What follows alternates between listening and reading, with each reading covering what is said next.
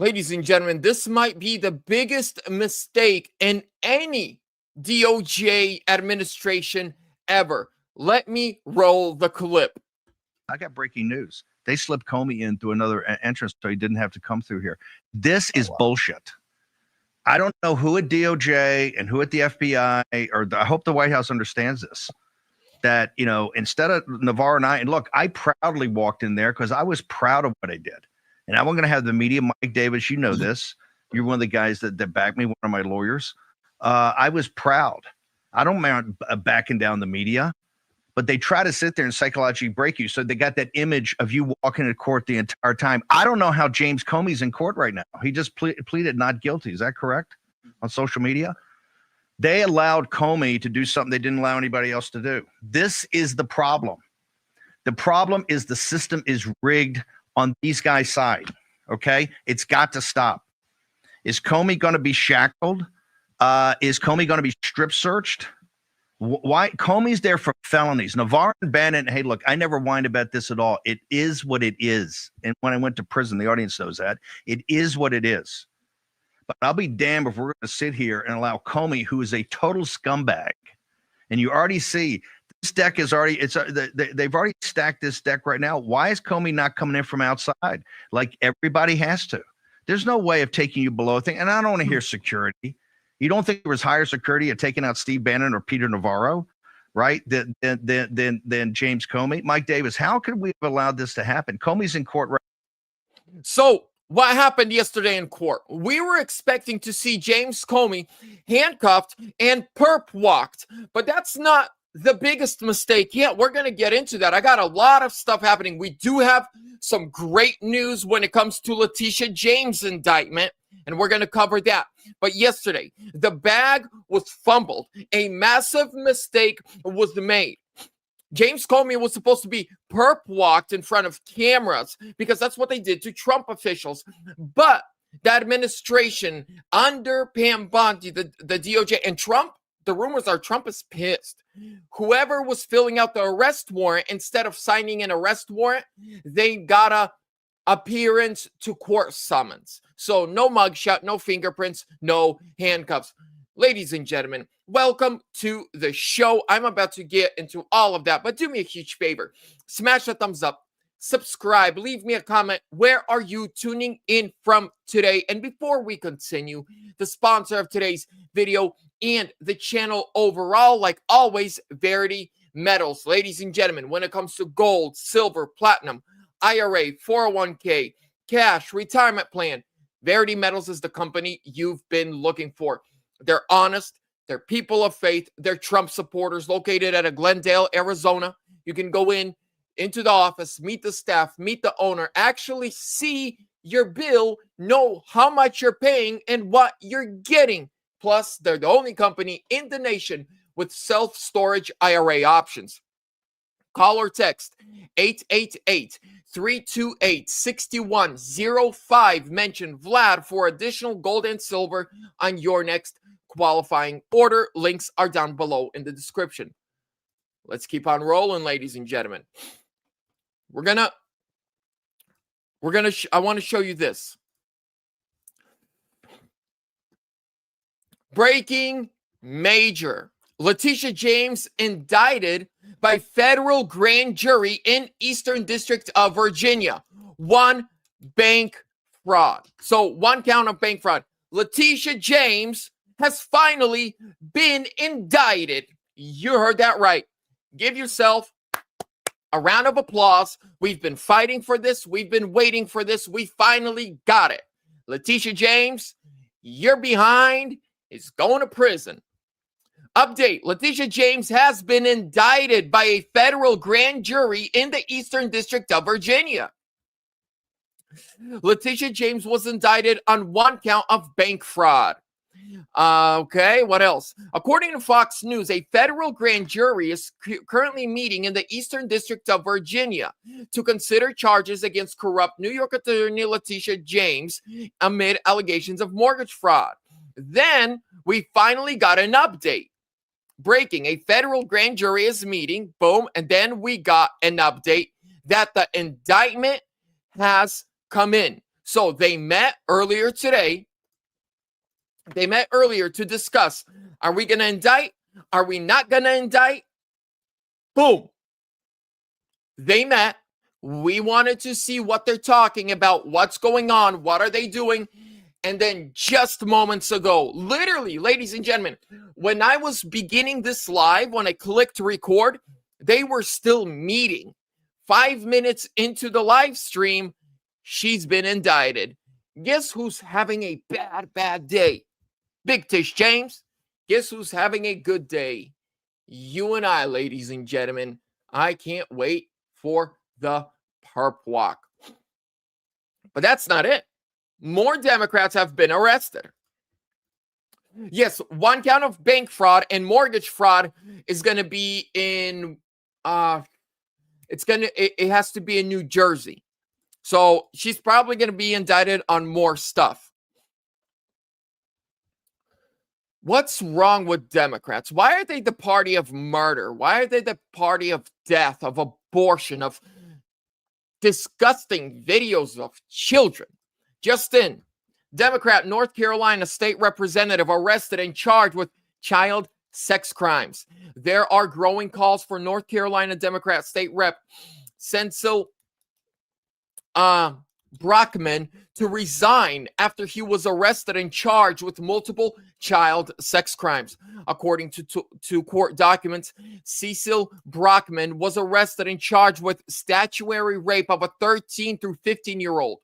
Brockman reportedly used his status as a legislator to gain information about the victim's location while they were at a hospital. Quote, the allegations against Representative Brockman are serious and, if true, would disqualify him from public office, the North Carolina State House Democrat leader Robert Reeves said. What's wrong with Democrats?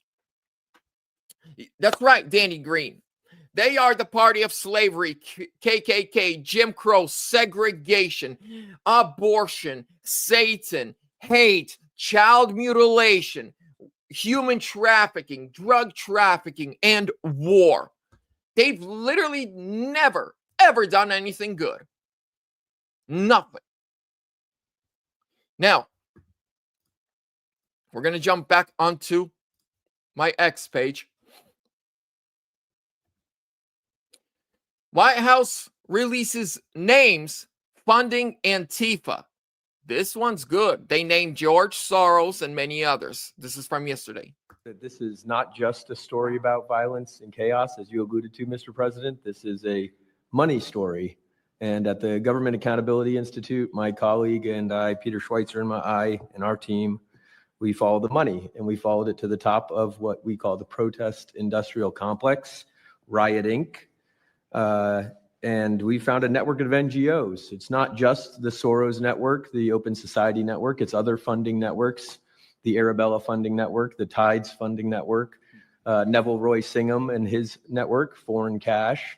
And it's also big left-wing funders. Some of them are not citizens of this country. Mr. Hans-Jörg Wyss of Switzerland.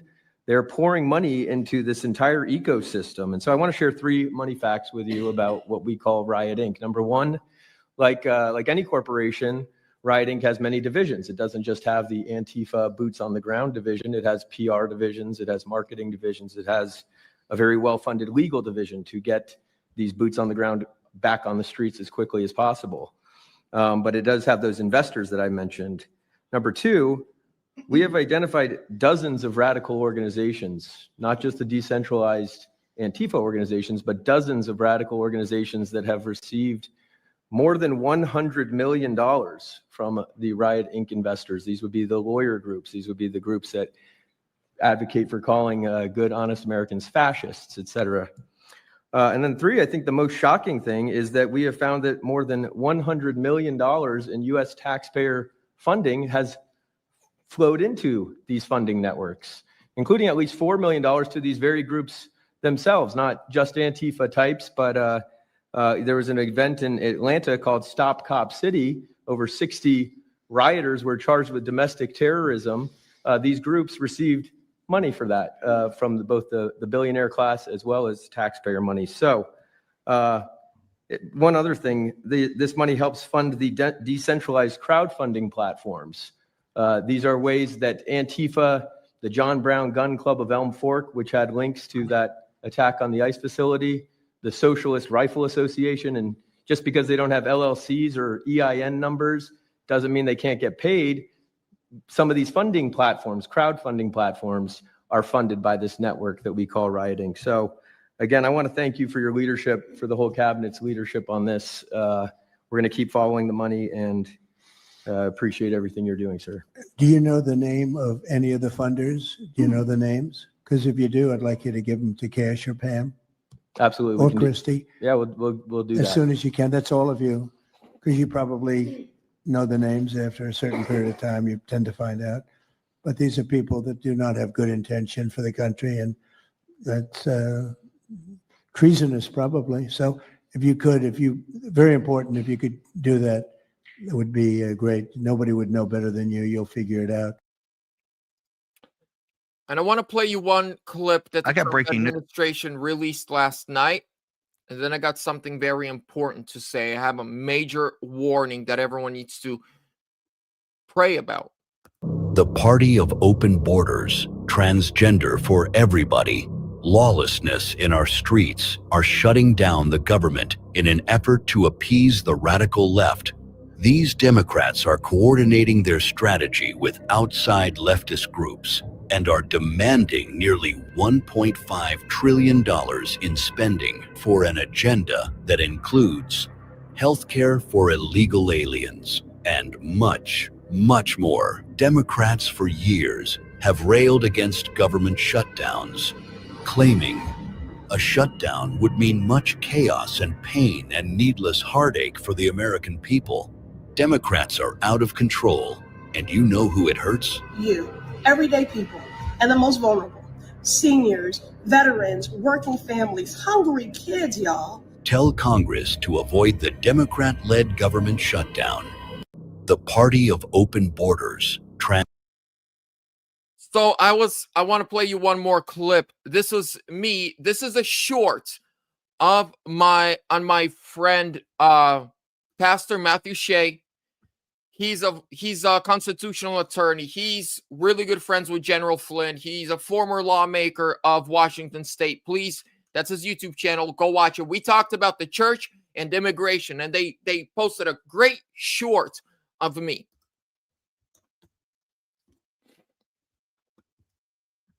It genuinely irritates me when I see all these Ukrainians who, oh, America's so bad in this way. Oh, we don't like Trump about this. Or they refuse to pray for the country. They never want to go back to Ukraine, but yet they pray for Ukraine and fast for Ukraine. I'm not saying don't do that.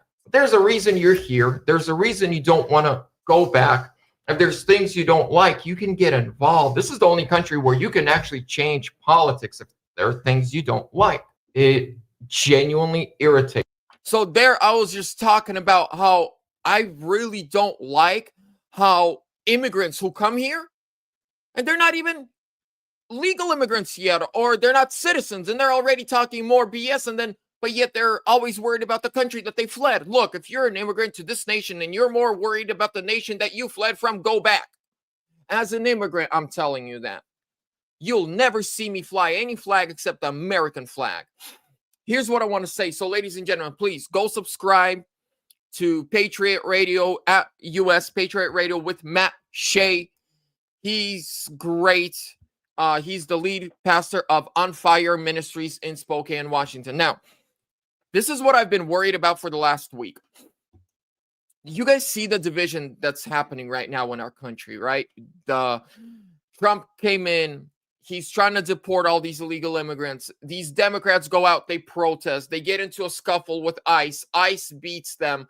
Then the protesters come back with weapons. Then ICE and police arrest them. Department of Homeland Security gets involved. Just 2 nights ago, we saw some lady ramming her truck into ICE vehicles. And there's this bubble that's growing. God forbid, a Democrat wins 2028. they are going to want blood. If Democrats win in 2028, they are gonna want blood for the illegal immigrants, for everything that's happening, for the shutdown border. Because don't forget, these people are godless. These people are disgusting, and they are the worst of the worst, and they're gonna want revenge. Plus, they're brainwashed, right? They run on emotions. They run on propaganda. A new poll was done, and I think it was among Republicans and Democrats. And the question was this: do you believe that political violence is acceptable in order to make the country better? Less than 4% of Republicans or conservatives said yes. It was just like this fringe minority. 48% of Democrats, 48, said yes. We believe that political violence is acceptable in order to make the country better. Now, the way we see a better country and what they see as a better country are two very contradicting things. They are completely different. They are on opposite sides of each other. Me and you, ladies and gentlemen, the normal American citizen sees a great America as this: safe and secure borders, a good economy. I can afford a home. I can afford food for my family, clothes, one vacation a year. My kids go to a safe school. My neighborhood is safe. I can let my kids ride the bike up and down the street until it gets dark outside and not worry. What do they see? They see open borders, drugs, homeless doing whatever they want, LGBTQ propaganda everywhere, no church, no God. That's how they see. So the way we see a great America and the way they see a great America is very contradicting. And so there's a small fringe minority on the right, which is about 4%, that believes political violence is acceptable if it's going to make the country better. But on the left, it is 48%. 48% of Democrats and leftists believe political violence is okay. Now imagine if one of these 48 get into office. Look at New York. Mamdani is about to be their next mayor. A socialist, a Muslim socialist, is about to be mayor of the greatest city in the world. Well, it's nicknamed that, right? But by far the largest city in the United States. That was just 24 years ago. The biggest terror attack by Muslim extremists was done in that city.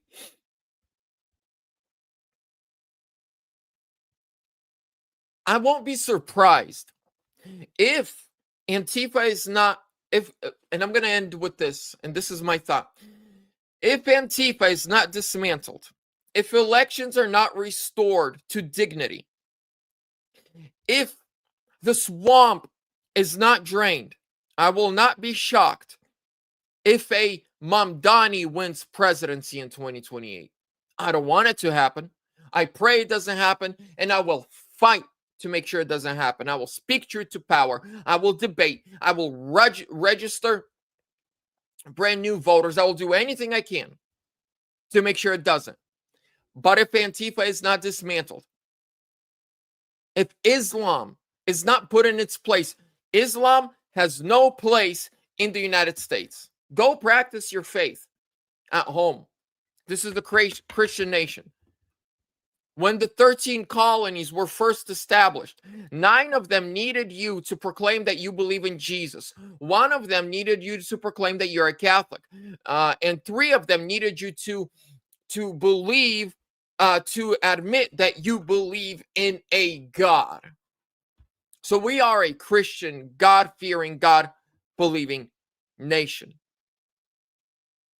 But the way we are going with Antifa, with all these other radical leftist, far left extremists, it's dangerous. It could be devastating, and it's not good.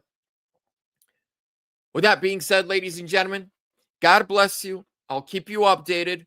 Letitia James indicted. That's amazing news of the day. Subscribe, Stay tuned. I got more content coming up today. I'm out.